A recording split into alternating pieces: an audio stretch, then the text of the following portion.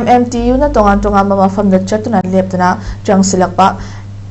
No ST No Vote ki campaign ngasi kumbi college ta chathakhre tharam aduda MMTU ke president S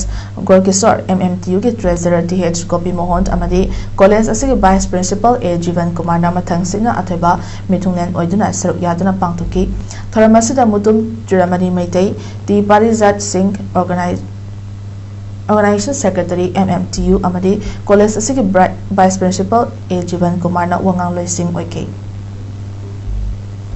Hui mawang na hinyo ni duda ko yung musi pati ako rin. Buwan ki maganda, lakani, pingani, madu, dagi surat chamin lo hini. Adun mo wakanon na iba kamusi mo na alay paksing ako madagi. Masi ako rin, masi pinutiyo rin. Hang ako isa sa duda sa kita rin nagadi, ay sa isang mayang pitala mo ni. Masi, kuki, हमारे नगाने में हम थोड़ा सा ऊपर के मर गए ना सदुर्ता के साथ में वन पाई है आई बपरी मी मंगा ना फुल बने मी मंगा अपनी मी लिसिंग लाख का तो फुआई ना ने मी ना भूगिदा